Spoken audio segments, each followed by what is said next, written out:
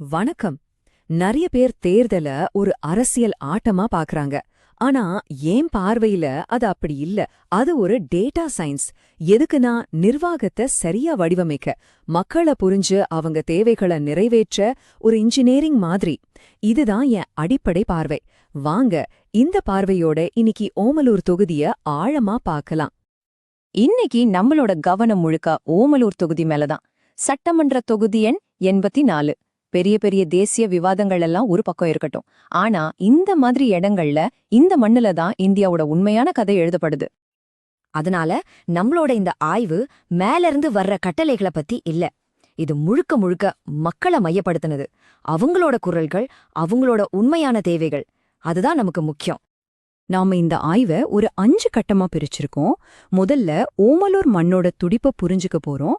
அப்புறம் அங்க இருக்கிற அரசியல் டேஷ்போர்டை பார்ப்போம். மூணாவதா மக்கள் தீர்ப்புக்கு பின்னாடி இருக்கிற காரணங்கள் என்னன்னு அலசுவோம். நாலாவதா நிர்வாகத்துக்கான ஒரு தெளிவான வரைபடத்தை முன்வைப்போம். கடைசியா இந்த எல்லா புரிதல்ல இருந்தும் எப்படி ஒரு மக்கள் ஆணைய பெறலான்னு பார்ப்போம். சரி, வாங்க பகுதிக்குள்ள போகலாம். ஓமலூர், நிலத்தின் துடிப்பு. இங்க இருக்கிற மக்கள் யார், அவங்க என்ன செய்றாங்க, அவங்க சந்திக்கிற முக்கியமான சவால்கள் என்னென்னு முதல்ல புரிஞ்சுக்கலாம். இது முழுக்க முழுக்க விவசாயிகளோட பூமி. கிட்டத்தட்ட 80% கிராமப்புறம்தான்.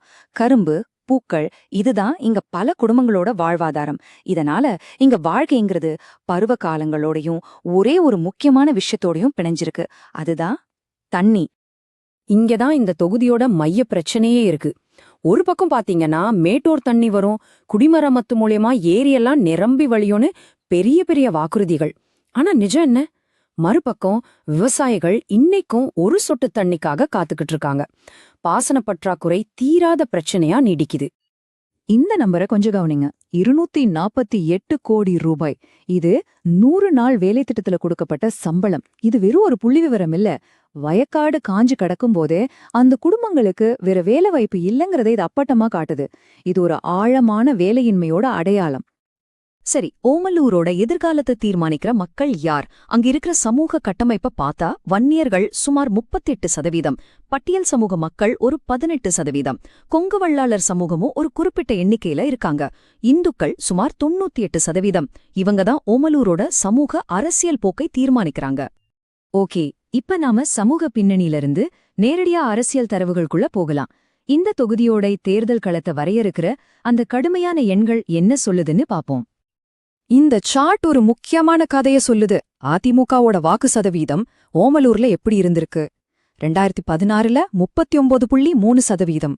ஆனா 2021ல அது 57.2% உயர்ந்திருக்கு. இது ஒரு பெரிய தாவல். ஒரு சக்தி வாய்ந்த அரசியல் ஒருங்கிணைப்பை இது காட்டுது. அதே நேரம் 83.6% வாக்குப்பதிவு நடந்திருக்குங்கிறதையும் நம்ம கவனிக்கணும். இதுதான் வளர்ச்சி இடைவெளி அட்டவணை. அதாவது நிறைவேற்றப்படாத தேவைகளோட ஒரு டேஷ்போர்டு. பாருங்க, தண்ணி, வேலைவாய்ப்பு ரெண்டுலயுமே முக்கிய தோல்வின்னு இருக்கு. சாலைகள், கல்வி போன்ற விஷயங்கள்ல மிதமான நிலையில இருக்கு. இது ஒரு பெரிய முரண்பாடு. ஒரு பக்கம் தீர்க்கமான தேர்தல் வெற்றி, இன்னொரு பக்கம் மக்களின் நிறைவேறாத தேவைகள். இப்ப நாம 3வது பகுதிக்கு வர்றோம். மக்கள் தீர்ப்பின் உடற்கூறியல். தேர்தல் முடிவு ஏன் இப்படி வந்துச்சு? நாம இங்க தனிநபர்களை பத்தி பேச போறதில்ல. அதுக்கு பின்னாடி இருக்கிற அமைப்புகளை பத்தி தான் ஆழமா பார்க்க போறோம். தற்போதைய எம்எல்ஏ ஆர் மணியோட சுய விவரத்தை ஒரு உதாரணமா எடுத்துக்கலாம். அவரோட பலம் என்ன? அவர் ஒரு உள்ளூர்வாசி, விவசாய பின்னணி கொண்டவர். கட்சிக்கு ஒரு வலுவான பரம்பரை இருக்கு. ஆனா பலவீனங்கள் என்ன? மக்கள் மத்தியில நம்பிக்கை குறைவா இருக்கு. பட்டா வீடு மாதிரியான வாக்குறுதிகள் நிறைவேற்றப்படல. தொழில் திட்டங்கள் முடங்கி கிடக்கு. ஒரு தாக்குதல் வழக்கும் நிலுவையில இருக்கு. இந்த நிலைக்கு ஒரு பெயர் இருக்கு, நலத்திட்ட சோர்வுன்னு சொல்லலாம். இது வெறும் வார்த்தை இல்ல, அது ஒரு உணர்வு. யோசிச்சு பாருங்க, ஒவ்வொரு தேர்தலையும் அதே வாக்குறுதி, அதே கனவு, ஆனா வாழ்க்கை மட்டும் மாறவே இல்ல. இப்படி தொடர்ந்து நடக்கும்போது மக்கள் மனசுல நம்பிக்கை குறைய ஆரம்பிக்கும் இல்லையா? அதுதான் இது. மேல பார்க்க அமைதியா இருந்தாலும் உள்ளுக்குள்ள ஒரு அதிருப்தி ஓட்டம் இருந்துகிட்டே இருக்கும். நம்ம அரசியலமைப்போட மையமே தனிமனித கண்ணியம்தான். தண்ணி தர்றோம், வீடு கட்டி தர்றோம்னு சொல்றதெல்லாம் வெறும் தேர்தல் வாக்குறுதிகள் இல்ல. அது ஒவ்வொரு குடிமகனோட கண்ணியம் சம்பந்தப்பட்ட விஷயம். அதனால பொது வழியில பேசும்போது அந்த வார்த்தைகளுக்கு பின்னாடி ஒரு பொறுப்பு இருக்கணும். இப்போ இந்த மூல காரண அட்டவணைய பாருங்க. ஓமலூரோட சவால்களை 4 முக்கிய விஷயமா இது பிரிக்குது. 1, சாதி நகர்வுகள். குறிப்பா வன்னியர்களுக்கான இடஒதுக்கீடு விவகாரத்துக்கு பிறகு. 2வது தண்ணி, வேலை, உயர்கல்வியில இருக்கிற வளர்ச்சி இடைவெளிகள். 3வது 100 நாள் வேலையை நம்பியிருக்கிற சூழல். 4வது நாம ஏற்கனவே பேசின அந்த நலத்திட்ட சோர்வு. சரி, பிரச்சனைகளை எல்லாம் அலசிட்டோம். இப்ப தீர்வை நோக்கி நகரலாம். நிர்வாகத்துக்கான ஒரு வரைபடம். இது வெறும் பகுப்பாய்வு மட்டும் இல்ல, செயல்படக்கூடிய தரவுகளோட ஆதரவு இருக்கிற ஒரு திட்டம். அரசியலுக்கு அப்பாற்பட்ட நோக்கங்கிற அடிப்படையில இத பார்க்கணும். இதோ வளர்ச்சி உறுதிமொழி பத்திரம். இது இன்னொரு வெற்று வாக்குறுதி பட்டியல் இல்ல. இதுக்கு ஒரு செலவு கணக்கு இருக்கு, காலக்கெடு இருக்கு. 100 கோடில வேளாண் தொழிற் பூங்கா 24 மாசத்துல, 25 கோடில வெள்ளம் பூசந்தை 12 மாசத்துல, 150 கோடில சிட்கோ தொழிற்பேட்டை, 50 கோடில ஒரு புது சமூக கல்லூரி. இது எல்லாத்துக்கும் மேல நிலுவையில இருக்கிற எல்லா பட்டா, வீட்டு வசதி திட்டங்களையும் முழிச்சு கொடுக்கறது தான் நோக்கம். சரி, இவ்ளோ பெரிய திட்டத்தை மக்கள் கிட்ட எப்படி புரிய வைக்கிறது? அதுக்குதான் இந்த சதுர்முக கோட்பாடு. 4 முகம், 4 அணுகுமுறை. முதல் முகம் சிவனோட ஆக்ரோஷம், நம்ம நீர் உரிமைக்காக சண்டையிடுறது.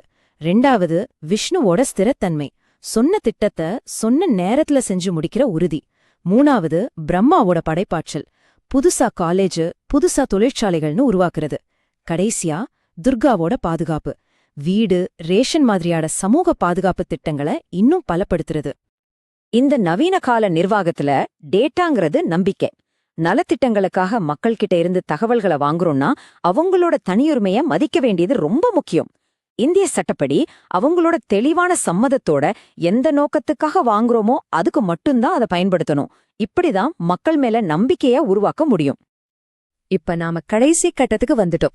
உள்ளுணர்வுலேந்த ஆணை வரை ஓமலூரோட எதிர்காலத்துக்கான தேர்வு என்ன? ஓமலூர் மக்கள் முன்னாடி இப்போ ஒரு முக்கியமான கேள்வி நிக்குது. தலைமுறையா கேட்டு பழகுன அதே வாக்குறுதிகளோட சுழற்சியில தொடர போறாங்களா, இல்ல செயல்திறன், சொன்னதை செஞ்சு முடிக்கிற ஒரு புது பாதையை தேர்ந்தெடுக்க போறாங்களா? இது அவநம்பிக்கைக்கும் நிர்வாகத்தை ஒரு நம்பிக்கைய உருமாக்கும் கருவியா பார்க்கறதுக்கும் இடையிலான ஒரு தேர்வு. எங்களோட பார்வை ரொம்ப தெளிவானது. ஒவ்வொருத்தரோட குறைகளையும் முறையா கேட்டு அதுக்கு ஒரு தீர்வு திட்டமிட்டு மக்கள் நம்பிக்கை தான் இங்க இருக்கிற மிகப்பெரிய சொத்துன்னு மதிக்கப்படுற ஒரு தொகுதியை உருவாக்கணும். நீங்கள் ஒரு மக்கள் மைய தலைவராக மாறி உங்கள் தொகுதியை உயர்த்த விரும்பினால் blueprintstrategies.aia என்ற மின்னஞ்சல் முகவரியில் அல்லது 080420416002 என்ற எண்ணில் தொடர்பு கொள்ளுங்கள். அரசியலுக்கு அப்பாற்பட்ட நோக்கம்.